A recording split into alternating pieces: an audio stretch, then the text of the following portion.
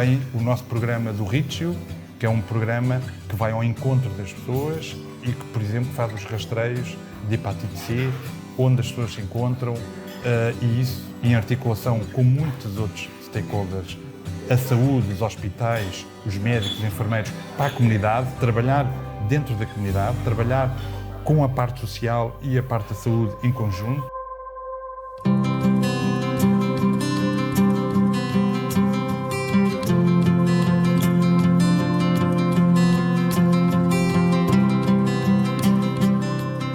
My team is just me and a peer, so every day we go out to the streets, to abandoned buildings, under the bridge or places that people are using. So we're trying to connect and maintain a relationship with the people that are using at the moment.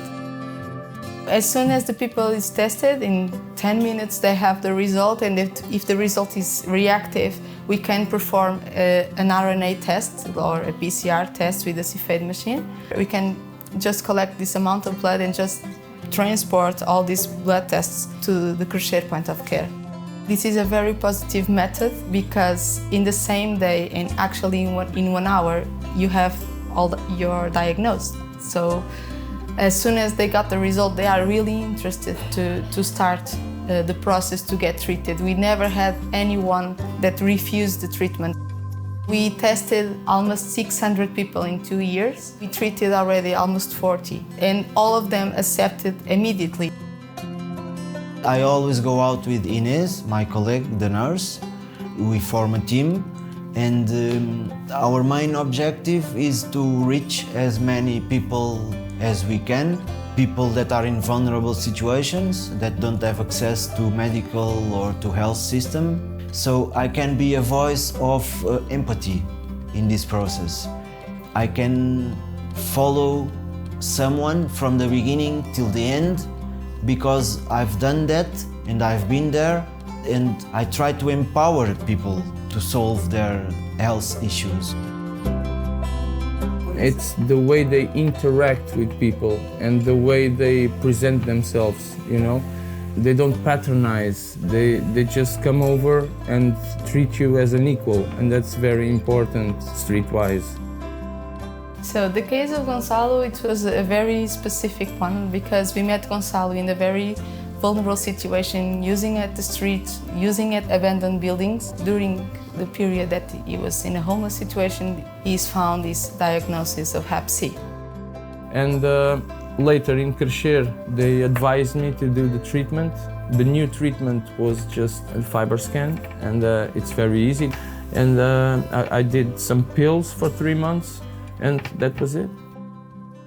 Thinking about this Richie project and about the lessons that we learned over these 2 years already, we also want to highlight the most important thing for us, that is the promotion of quality of life around the project, like the opportunity to provide shelter, to provide the connection with social services, to provide the connection with other health services, and with all of this to really improve the quality of life of a very vulnerable population. So HCV healthcare needs to go hand in hand with all of these other answers and promote really the life as a whole to this population.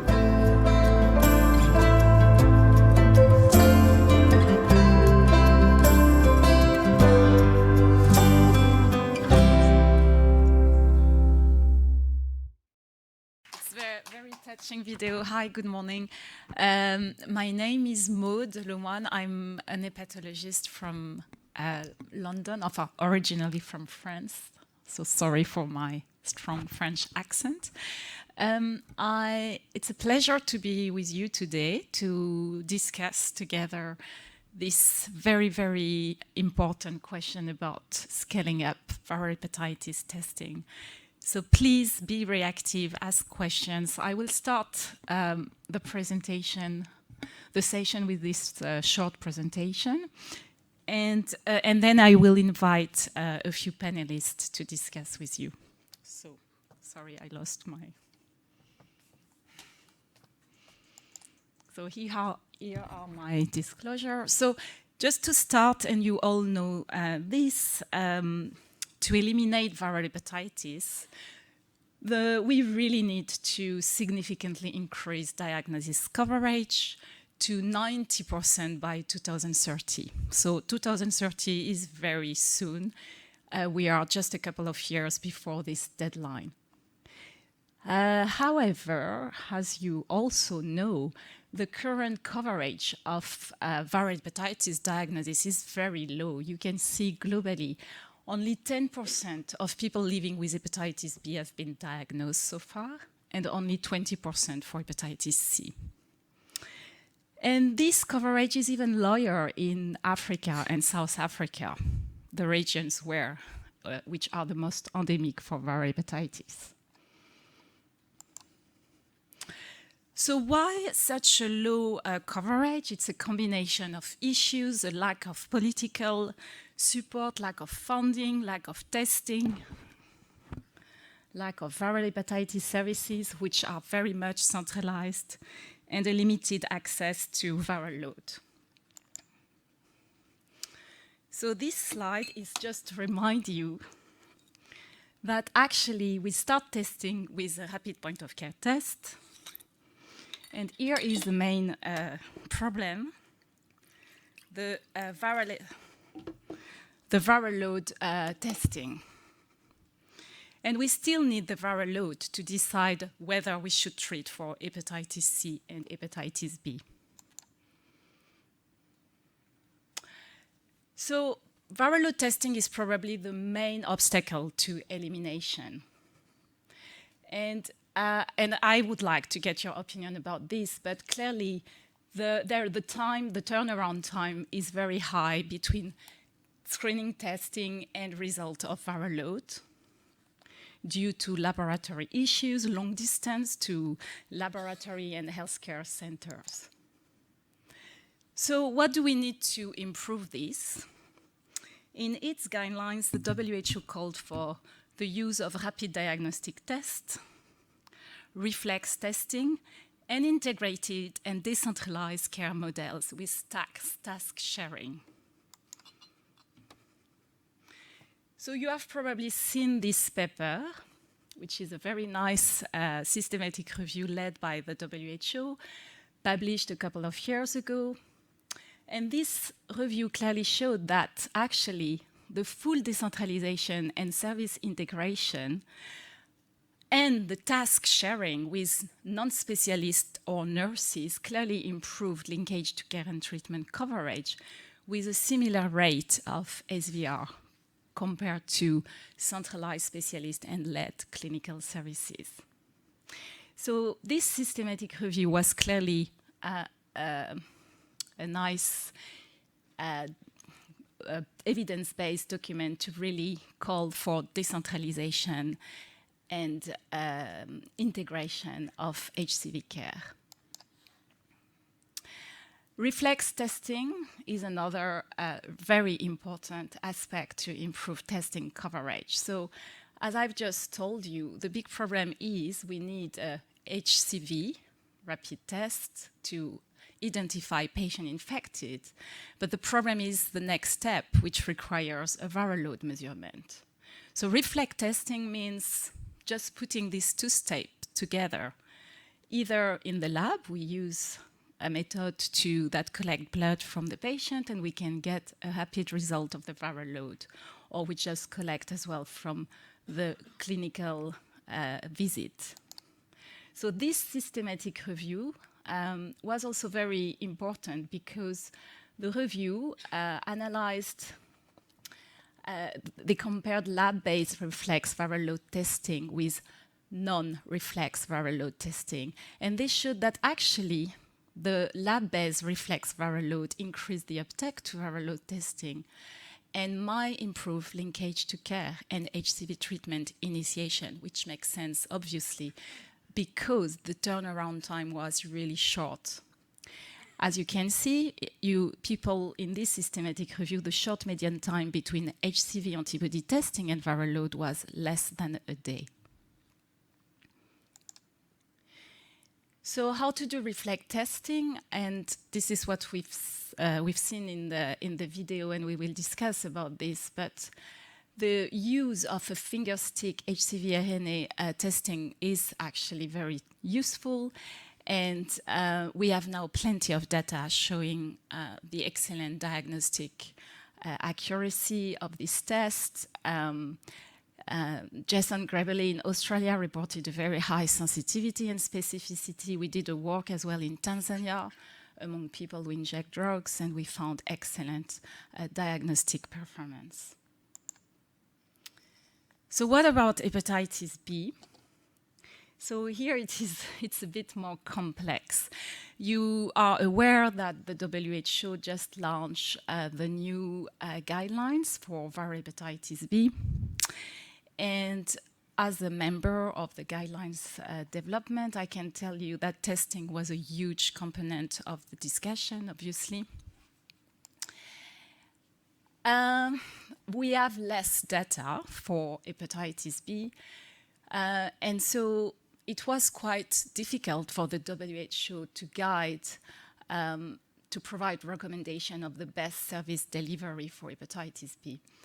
But following the huge discussion we had all together, we felt that actually we should apply for hepatitis B care the lessons we have learned from HIV and HCV.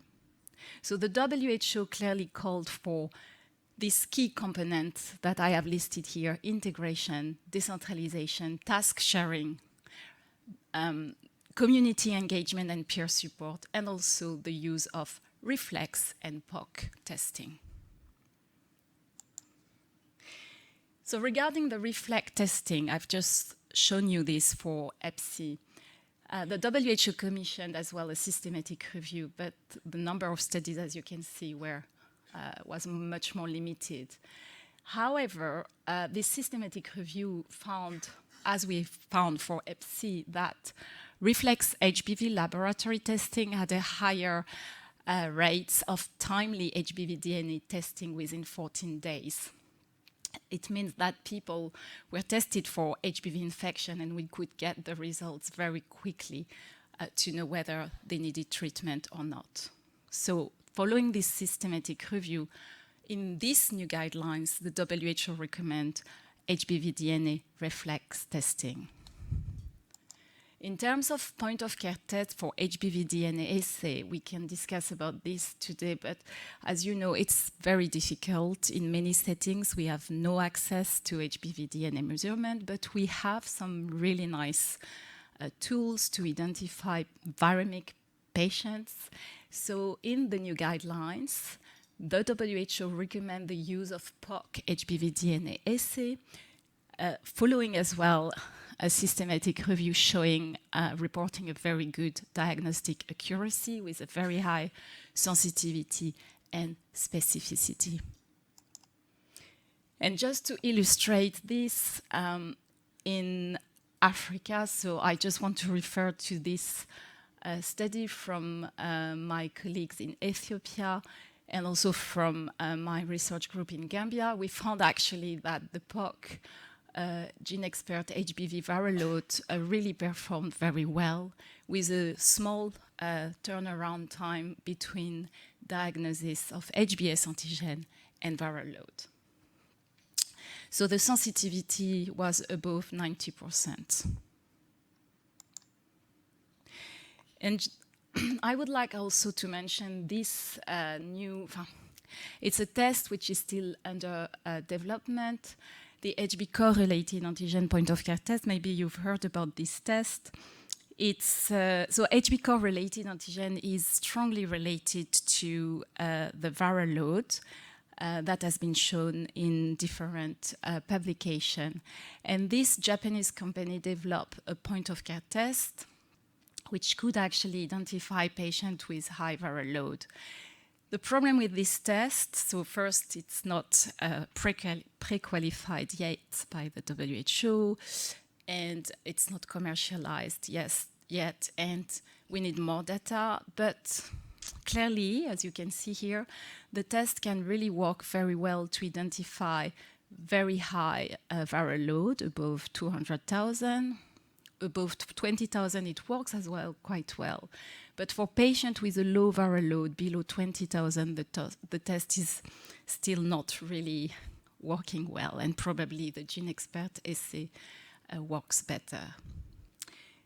So I just would like to finish with this slide about integration. As you know, HBV, the prevention of HBV mother-to-child transmission is also a key problem, especially in resource-limited countries. And integrating HBV with other services is another very, very important point, especially HBV within the HIV and syphilis antenatal services. So we are running this study right now in Burkina Faso and Gambia. And we are comparing the two essays I've just showed you. And I want to finish on this question. It's a bit a provocative question, of course, but in its new guidelines, the WHO raised this point. Should we get rid of the viral load in settings where there is no access to viral load measurement? So in summary, we probably need more political support, more mobilization, more funding, definitely. And we really need to integrate and simplify care models using reflex testing and point-of-care tests. So thank you very much. I would like to invite the few panelists who are with me today. So Danjuma, I can't see you, I think.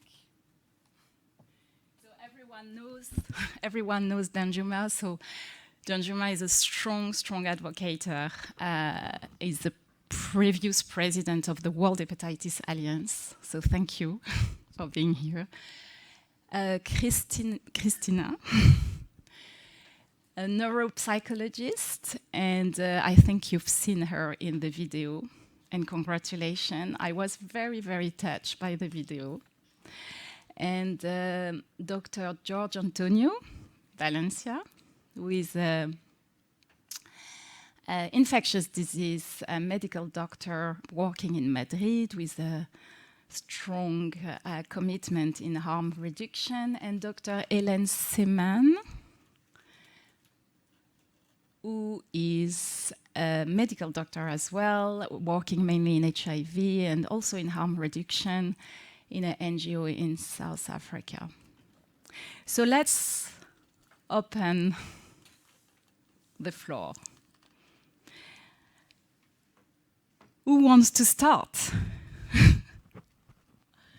Danjuma, nice to meet you. So what is your feeling about all of this testing aspect? I think it is, yeah. All right, thank you. It's the last question you posed on the... Yeah, it was for you, of course. I was telling someone besides me that it's pretty difficult to answer that question. I was on the GDG, and I know as a civil society and the community, we pushed hard for simplification of diagnostics because that is a major barrier. To be honest, it's a big shame, especially in Africa, to see that we moved just barely 2% or 3%, and globally we moved globally rather, we moved barely 3% from the data that was obtained in 2019 to the data now in 2022. It's a big shame indeed. But then the way forward, as you mentioned, is really about scaling testing. And it's also a bigger shame to say that we lack the political will, for increased domestic financing, especially in LMICs, for country national programs of political office holders, parliamentarians to put money on the table to provide services. And that's why for me, my local charity, like I've shared the story over and over and over, we started about 15 years now, and just really to improve access to care. And from that time to now, we provide free screening, hepatitis B surface antigen and anti-HCV to populations. Walk-in center, we do the community outreaches, and then And over 3 years back, we set up, because of the diagnostic issues, we invested to set up a highly equipped diagnostic center where the clinician also comes weekly to provide services to patients. And we had a good breakthrough, because majority of times all the patients that will come, you do the liver function test, and then viral load samples are collected and transported to the centralized laboratory where it takes ages. The machine breaks down, they run out of stock, and decisions are not made for patients. And you're looking at a setting where people will travel long distances. I mean, I'm telling you, from my state in Taraba, we have some communities that people traveled almost the whole day, 5, 6, 7 hours, 8 hours for the whole day to come to the hospital.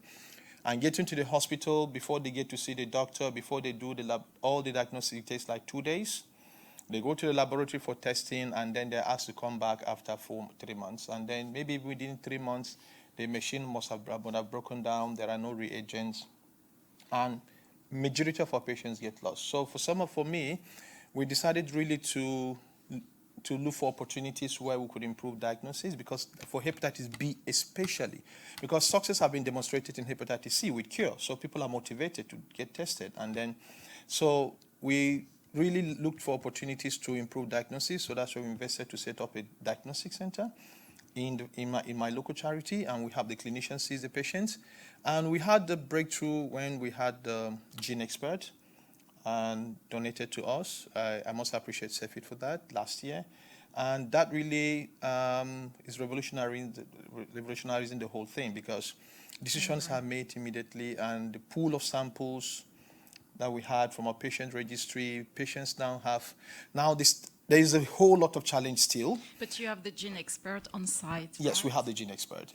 But the commodities sometimes is a problem to get. Sometimes you place order for them, they're out of stock.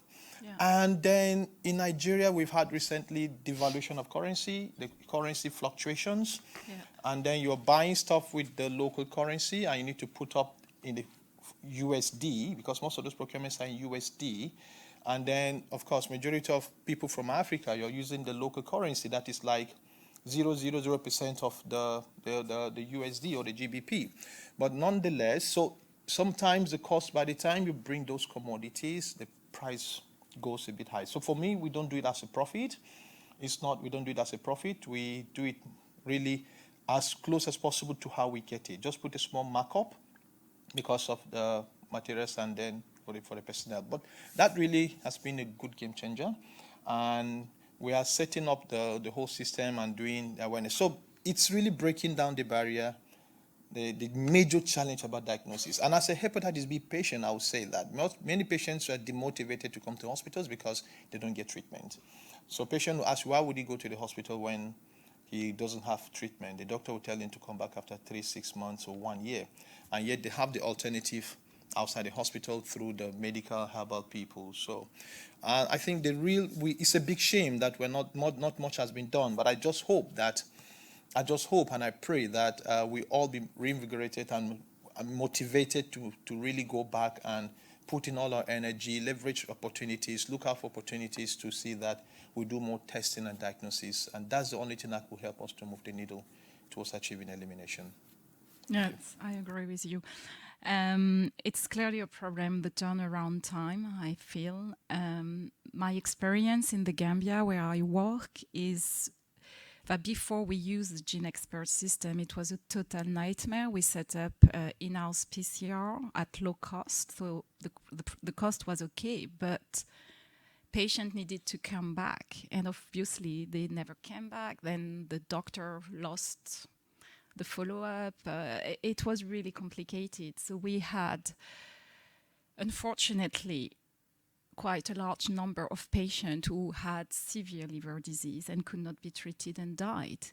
So I really believe this reflex testing, which can be done the same day of the HBS antigen testing, can, like HCV actually, can be a real change for everyone.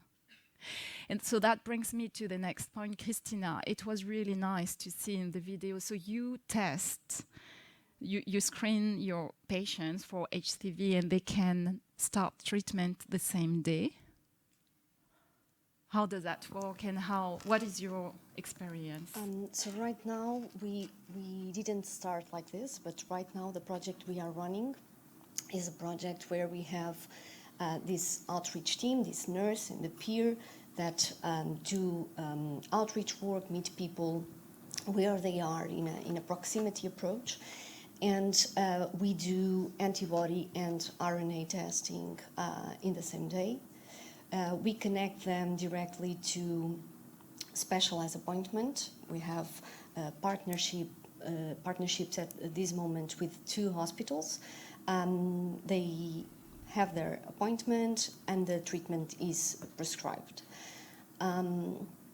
We are now waiting around 2 months for the treatment arrive. We collect it in the hospital pharmacy and we provide it in an agreement with the person. We can give the treatment directly, they can take the pills with us every day, so we organize it in a way that is more suitable for their needs.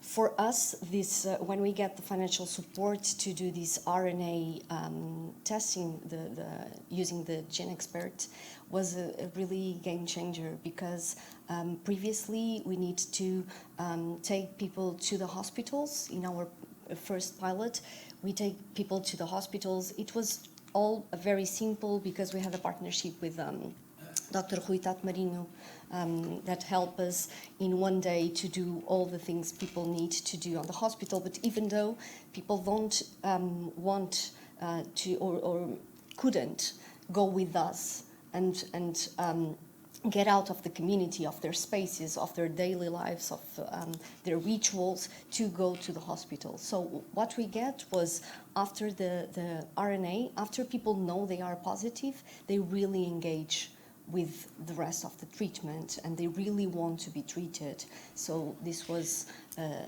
simplifier. Yeah, I get this. Yeah. So clearly, yes, it's. This is my experience as well. So when the patients know they are viremic, I think for them it's more. They really understand. They carry the virus, sometimes at a high level. And yeah, I think that is fantastic. It was my experience as well in Tanzania to be able to provide results the same day. If I can have, the difficulty for us was to translate this daily life of the people we work with, these necessities, these emergent necessities of finding a place to sleep, finding something to eat, and at the same time taking the step to go to the hospital, spend one day and finish the day without knowing what they will have to eat in that day, or because they couldn't make their money. And to explain this to the political supporters and to the doctors was very difficult in the beginning, to explain them the necessity to bring these RNA tests to the field and to have this available to these very, very vulnerable people. Yeah. Do you also combine HPV testing? Right now we are doing it because we integrate the Portuguese network of testing, so we are doing also HPV, HIV and syphilis testing. And for us this is a way to go to decentralized all care and to provide as many as testing in the community to the people we work with. Nice. Please, you are very free and welcome to ask any question. George, your experience in Madrid, I think. You are also working with people in to us to our project with mobile screening unit. I want to say something about hepatitis B. Yeah. The prevalence is different, and the reality is different of other regions. but I think working with PCR testing is together with increase the rate of hepatitis B vaccination is the other challenge to improve in these regions because the hepatitis B care and treatment is complex, Very but much, yeah. we can't avoid difficulties with increase the vaccination. Thank you very much. It's thank so you. better, no? I did Of not course. dare asking. But yeah. I Thank think you, my that's voice better. is. But Okay. But you screen them for both No, Hep C and HPV. in the last 6 months, we started with hepatitis B screening in the mobile screening unit. Before, only patients with ACB antibodies who were referred to hospital, they usually don't hepatitis B screening. But actually, in the last 6 months, we performed the rapid test of hepatitis B, but no PCR testing, molecular testing yet, because the prevalence of hepatitis B is low in Spain, unfortunately. But our project is a mobile screening unit based in PCR of hepatitis C. When I started when this project in 2016-17, there are no funding for this type of projects. The diagnosis of hepatitis C was in hospital. We changed the diagnosis outside of the hospital, and we had the opportunity to screen a lot of patients, especially vulnerable communities.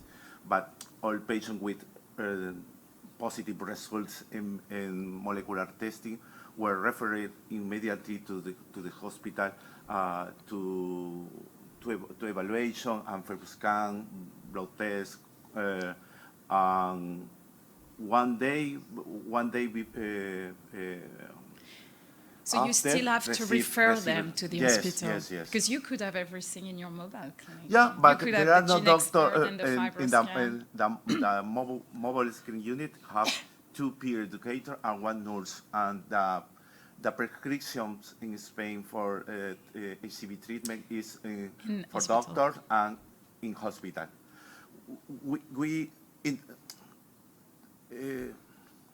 In the next year, especially 2-3 years ago, we started with telemedicine, using telemedicine.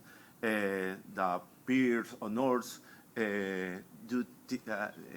did telemedicine with us in hospital, and if the patient hadn't any comorbidity, we can prescribe the treatment, and the patient receives the treatment out of the hospital. Yeah. Interesting. And do you have a lot of issues? It's the same question Yeah, for yeah. Christina with loss to follow-up, because a lot of them, I suspect, unfortunately, are sometimes sent to jail or they just disappear because they don't have home. Is it a big issue, or do you think having this system that you put in place can retain patients with you in your care? We had some dropouts, but not in a huge number. We have around 9 dropouts. People that went to jail and we cannot went there and visit them because we lost the track, or people that went abroad to another cities or countries. Because what we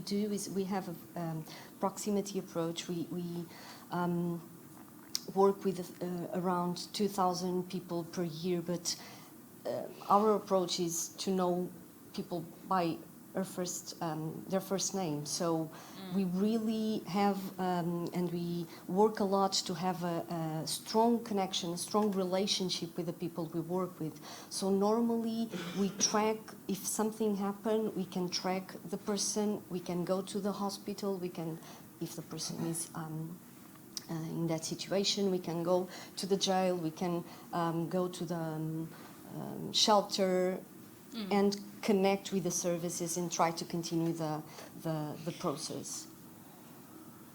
Before going to Hélène, I have another question.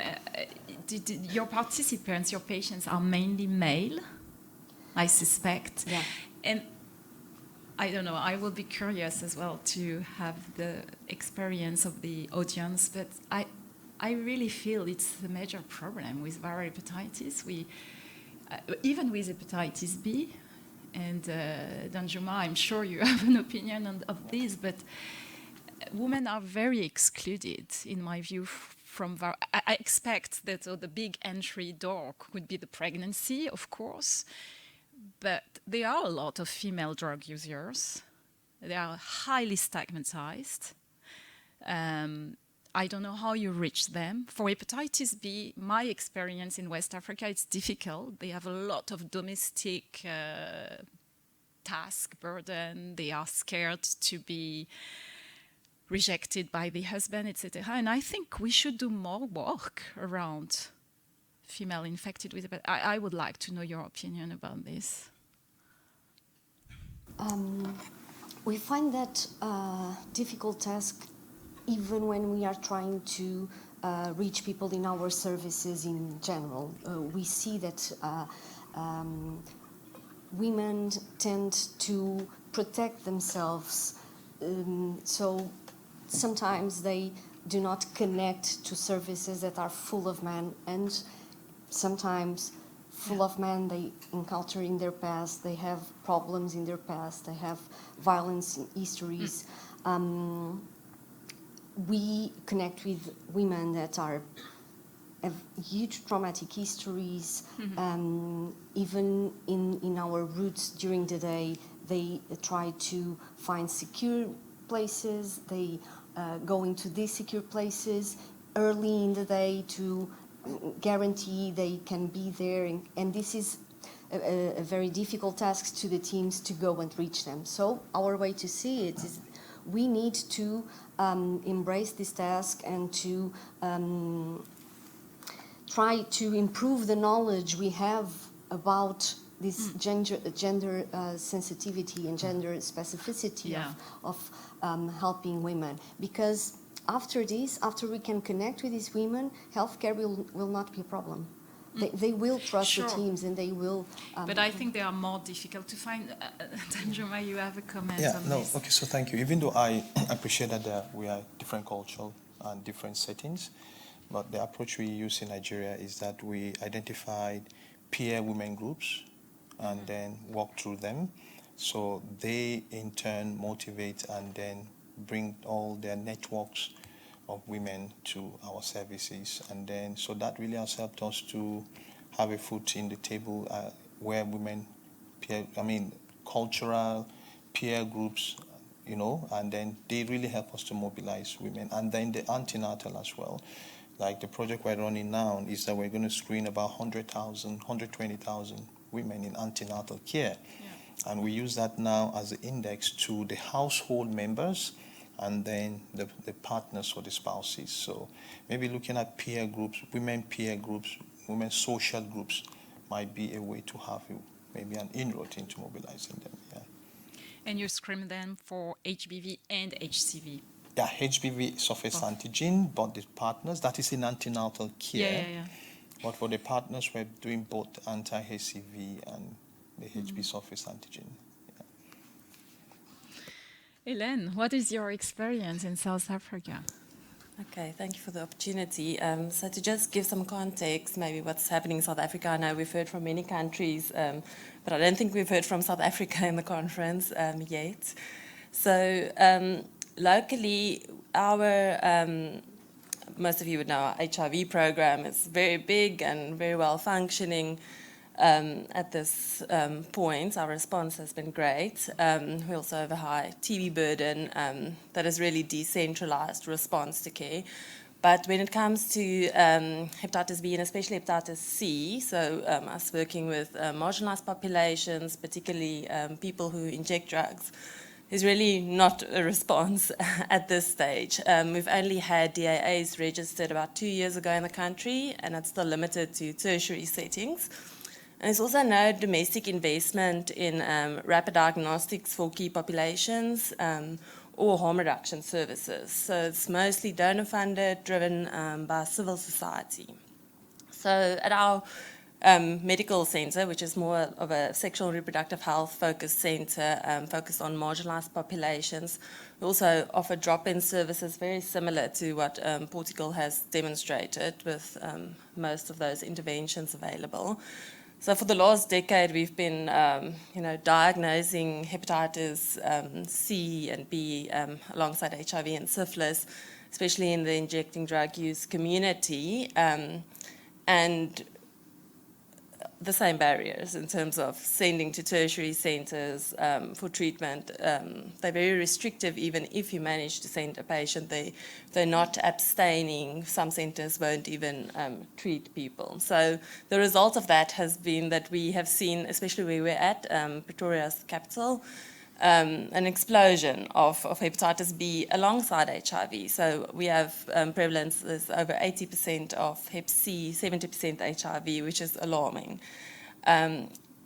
Again, having the rapid diagnostics, also using self-tests, we were able to diagnose but not treat. And the limitation, as everybody has demonstrated as well, has been viral testing and monitoring.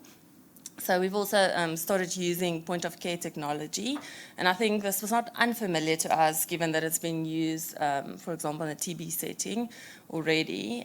So it was quite easy to integrate in our test and treat approach. So we've really tried to simplify approaches and aim for same-day initiation.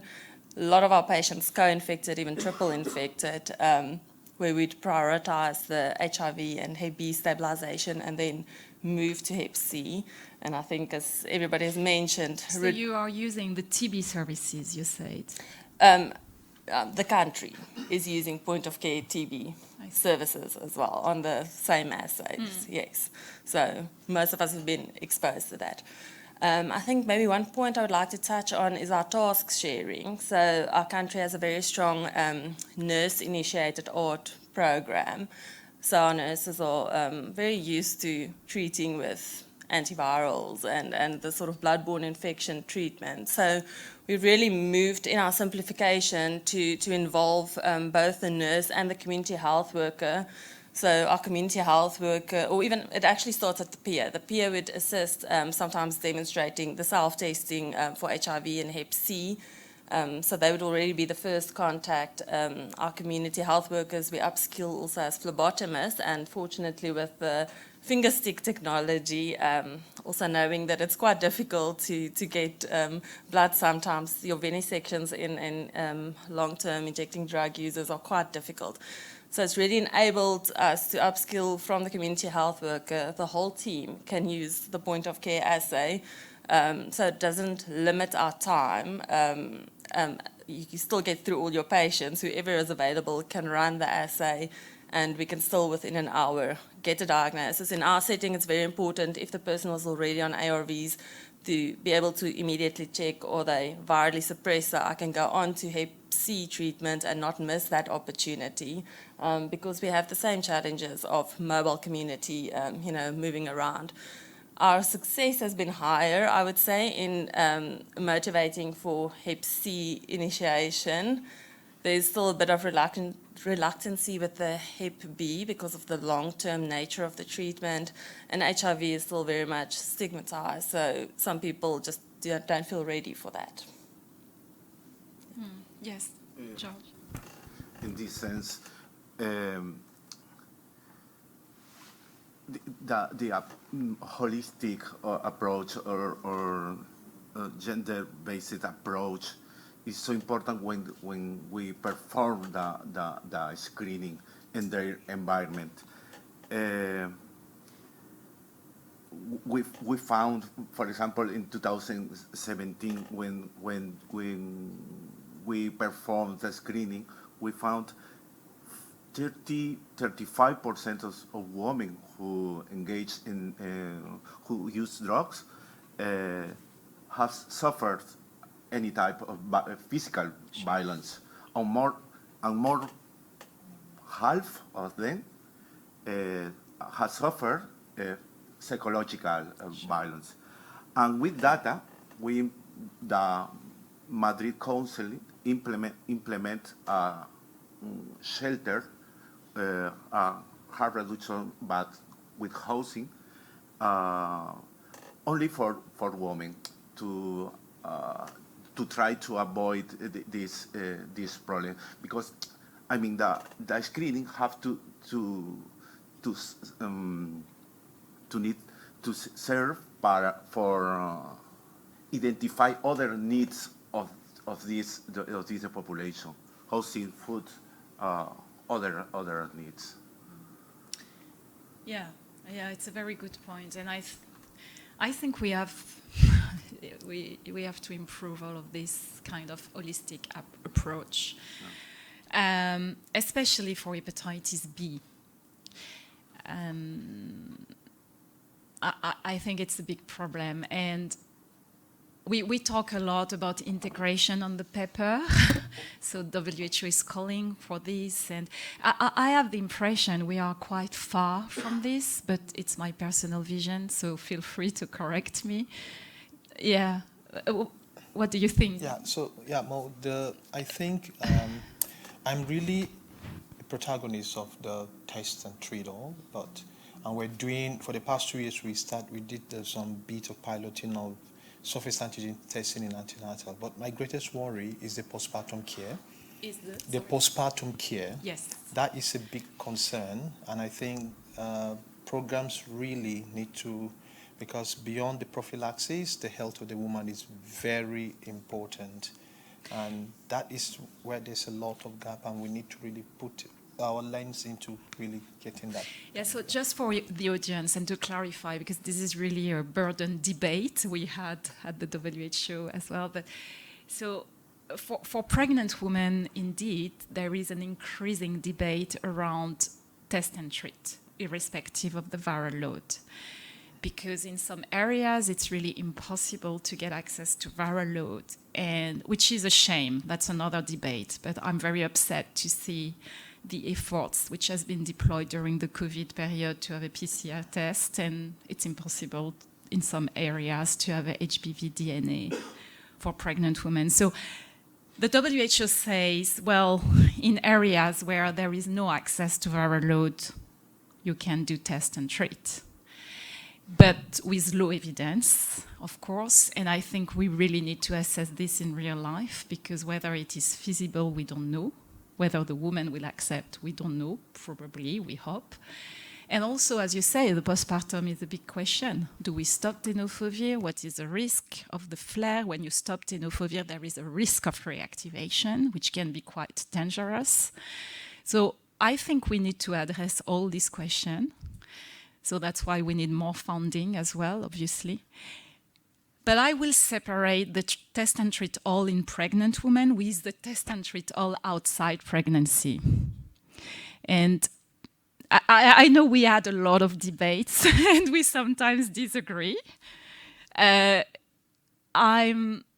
this is my personal vision, obviously, but my experience is we need access to viral load testing, and it's almost, for me, unethical to give up the viral load testing. I say it because I practice medicine and I see the patients, and I feel so frustrated not to have the viral load, because as a liver specialist, as a clinician, I need to stage the disease.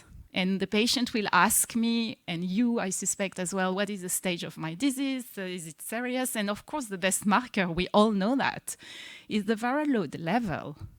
So not providing this result is not good. And on top of this, Danjuma, a lot of patients will not progress. That's another debate. So you gave up on the viral load testing? No. Well, it's, you know, we had a lot of heated talk. Yeah. But again, as I will still refer to myself, hepatitis B surface antigen positive, and my viral load had always been very low. So, Yeah. well, we are doing de novo prophylaxis for the pregnant woman, so why don't you do the same for the others? In any case, as you said, it's a very heated topic, but I think what is most important now is that let's identify the patients. Let's at least in antenatal care is a way to get households and a way to get the community. I think the first big step is the fact that treatment eligibility have been expanded, and then provide this surface antigen testing in antenatal. I think is a big step forward for programs. Sure. And I hope that beyond just talking to ourselves, and that is one of the things, you know, I sometimes in meetings like this, I look around the room and I see that the same folks we talk to in every meeting are the same people we talk to, but let's go beyond just talking to ourselves and really take action. Let's test more people, let's diagnose more people, and let's get the diagnostics available. I wanted to now preempt the second thing I want to talk about. It took more than 10 years to get the Cepheid gene expert. Well, we had very strong collaboration with farmers with getting the DAs and the TDF. So my facility, we have placement of the drugs, but we had no diagnostics. More than 10 years pursuing to get the Cepheid gene expert, and it was quite difficult, to be honest. And that's why each time I met the Cepheid team, I kept telling them, you have the solution, but it's not out there. Ordinarily, with my resources as a non-charity, to be honest, and to be fair to Cepheid, I can't afford to buy it off the market, except donation, except access programs. And I know that's probably the same replicable to most civil society groups. And in my state, Taraba, we have over 7 or 8 of those gene experts in the TB and the HIV, but they're not ready to deploy to hepatitis. Exactly, and I think that's they're not the ready major to deploy problem. it. Yeah. I kept pushing, asking my minister, MOH, can we get the software to do it? They said no, the funders, they give strict rules. So, but good enough. I hope my story will spur and motivate other civil society. But then we have to make a case for pool, because we have over 200 patients coming to our facility every month. We have to make a case for the pool, for the high volume. You know, we have high volume of patients, but no diagnostics. Have to pull samples. So I hope our story would motivate other civil society to do more, identify patients, do more testing, so that probably we'll have a lot of more those diagnostics all over, and that will improve the cascade of care.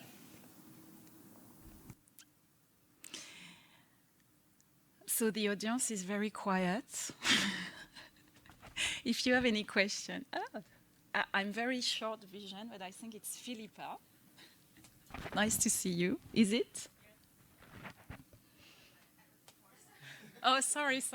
Please. If you speak very loudly, maybe.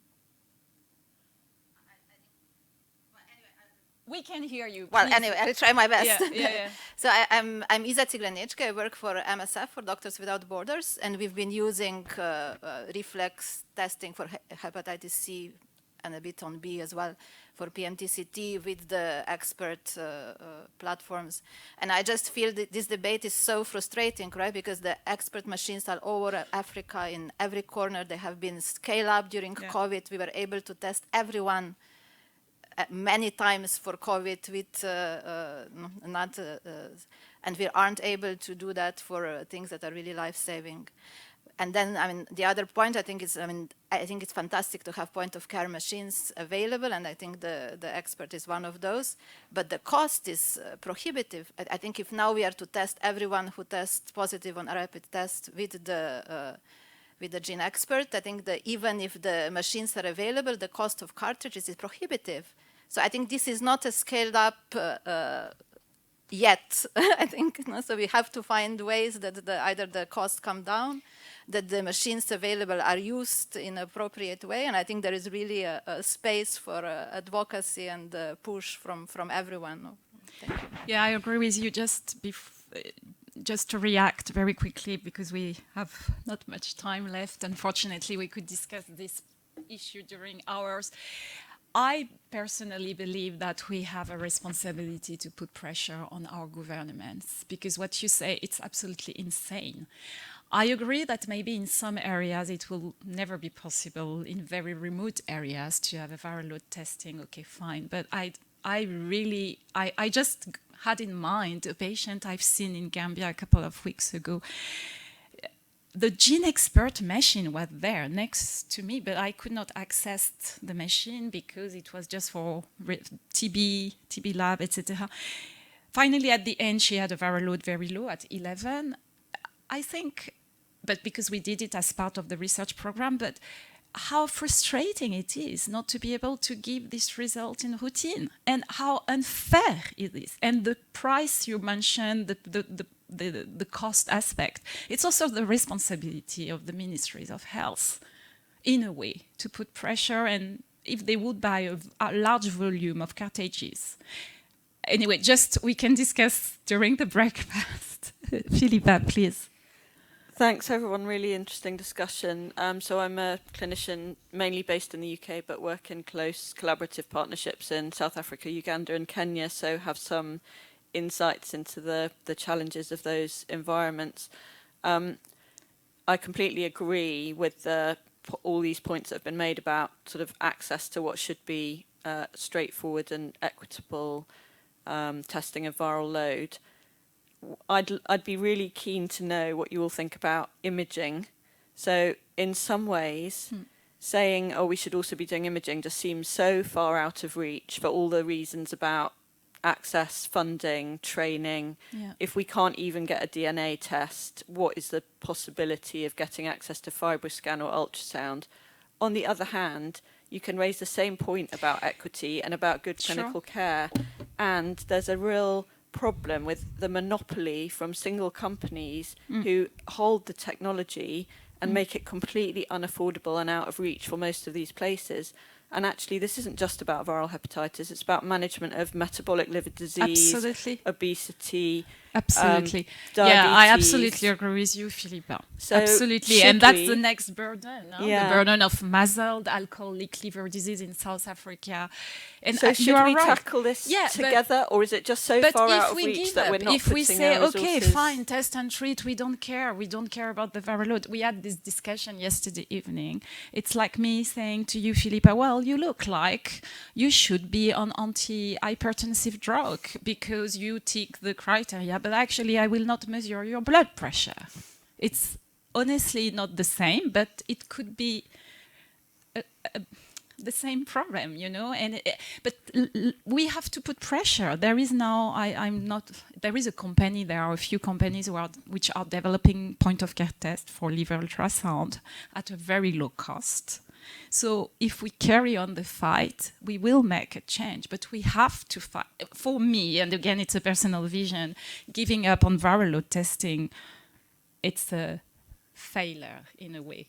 Yeah, so should we collectively fight for imaging, or should we say, we should. Actually, we need to focus on the most important things first, and the most important thing is viral load? I mean, I'm really interested because I've been trying to fight for FibroScan, but I'm wondering if it's a battle that I should be fighting or should we fight it more collectively? We should fight for a package of care. Danjuma can answer. Yeah, okay. Unfortunately, we have to close this session, and it was really, really nice talking with all of you. And I just invite you, I think, where is my next? Yeah, here. So 2 things before we close. Having your feedback is always nice, so please scan this QR code. I'm sure everyone has a smartphone. And just join us for breakfast to carry on the discussion. Thank you so much for being... The last question. Oh, yes, sure. I was too quick. Excusez-moi, je peux poser juste une dernière question, s'il vous plaît? Oui, bien sûr. En plus, je parle français. Donc, oui, donc je profiterai du fait que vous parliez français pour que vous m'aidiez à traduire, s'il vous plaît. Je suis en face de vous, vous ne m'avez pas vu, j'avais commencé depuis longtemps. C'est par là. D'accord, oui. Oui. Ma question est la suivante, c'est la disponibilité des tests. Quel est votre avis sur le fait que tester, c'est aussi tester pour soigner? On sait l'écart qu'il y a entre les tests et les coûts des médicaments. Bien sûr. À quoi ça sert de produire, d'identifier des patients qui n'auront pas accès aux soins? Ça, c'est le premier fait. Oui, excellente question. Oui. Le deuxième fait, c'est que j'ai été sur une récente expérience en Afrique, au Congo, avec quelqu'un que vous connaissez certainement, Christophe Duvou, qui est à Mondor. Oui, oui, très parce bien. Il m'a parlé de vous. Oui. Voilà. Et du coup, on va certainement faire une étude de faisabilité. J'ai entendu dire. Ah oui. C'est bien. Oui. Et la question, c'est la mobilité quand on fait un dépistage sur des populations spécifiques, notamment les populations de la rue. Oui. Comme on a vu au Portugal. Oui. Pour le Congo, on ira faire certainement un dépistage. Ces populations sont souvent mobiles. Oui, tout à fait. Voilà. Est-ce que vous organisez des cohortes, des suivis de ces patients, notamment pour les femmes enceintes de la rue? Qu'est-ce que vous faites dans cette expérience avec les billes, ainsi de suite? I just translate in English, okay, very quickly. So first question, important question, why should we test when we don't have access to treatment? Good example, in Gambia, we have no access to treatment. We have been fighting for months to get access to DAA. I think we should carry on testing. The HIV experience has shown, at the beginning when we started avec le HIV, we had no drugs. And do you want to react? Yeah, okay, all right. Yeah. Okay, so I think just quickly, and then Hélène. There are different levels of barriers to hepatitis. Awareness is important. So if you are able to just do awareness, you've helped someone to understand health-seeking behavior.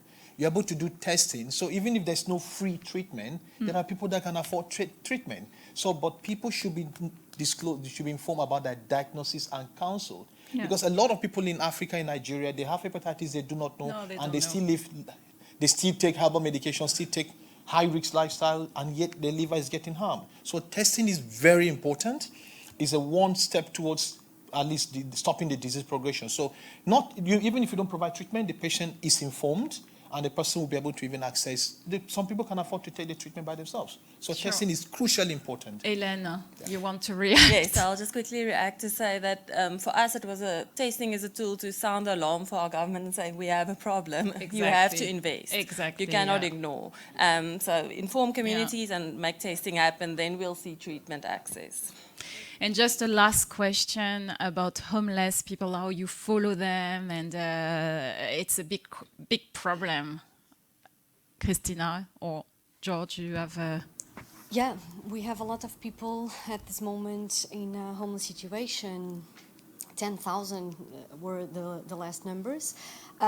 We need keep to advocating for better solutions. We are doing it, but that does not.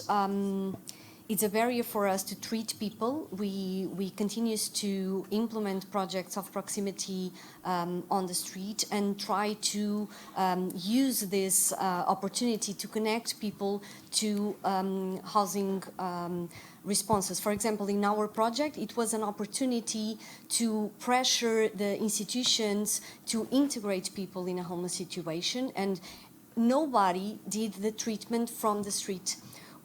Everybody that did this treatment with us on the Reach You project were people that we were able to connect to shelters or to more long-term housing projects. So we keep fighting for more long-term housing responses at the moment, because the problem in Portugal is that you have the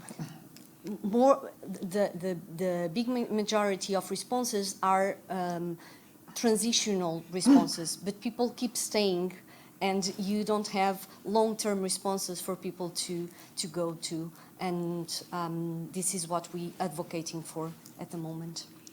I propose we carry on the conversation around the coffee. Thank you so much, and see you soon.